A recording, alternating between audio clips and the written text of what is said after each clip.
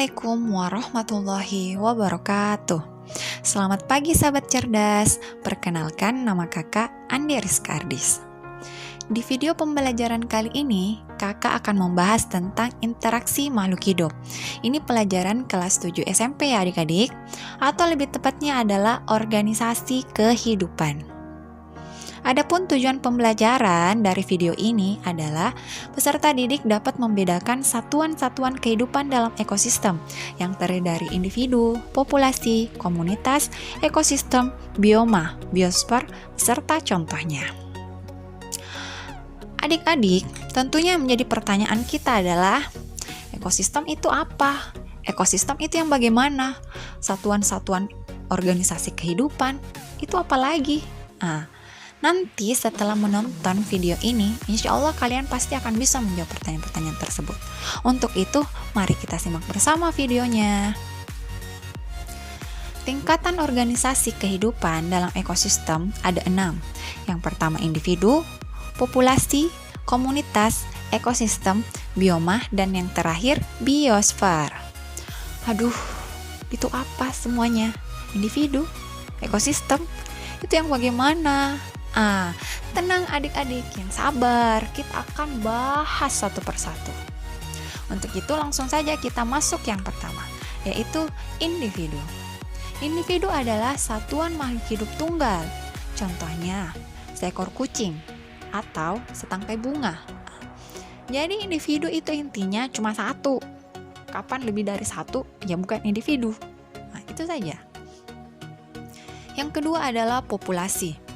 Populasi adalah kumpulan makhluk hidup sejenis pada waktu dan tempat yang sama. Contohnya, 5 ekor koala di kebun binatang. Jadi adik-adik perlu digarisbawahi ya, sejenis, waktu dan tempat sama. Jadi umpamanya ada 5 ekor koala di kebun binatang, terus 3-nya ada di rumah, yaitu tidak satu populasi. Kapan dikatakan satu populasi? Kalau waktu dan tempatnya sama. Oke? Selanjutnya adalah komunitas. Komunitas adalah kumpulan populasi yang saling berinteraksi pada lingkungan yang sama. Contohnya, komunitas hutan. Jadi kalau dikatakan komunitas kalau ada lebih dari satu populasi adik-adik. Oke ya. Selanjutnya adalah ekosistem. Ekosistem adalah kesatuan dari anggota komunitas yang saling berinteraksi dengan lingkungan abiotiknya. Contohnya ekosistem hutan. Yang perlu digarisbawahi adalah lingkungan abiotik. Lingkungan abiotik adalah lingkungan di mana makhluk hidup itu tinggal, seperti air, matahari, tanah, batu, dan lain sebagainya. Kapan para makhluk hidup melakukan interaksi dengan lingkungannya tersebut, maka itulah yang disebut dengan ekosistem. Setelah ekosistem, ada yang disebut dengan bioma. Bioma adalah ekosistem besar yang meliputi suatu daerah yang luas dan memiliki flora dan fauna yang khas.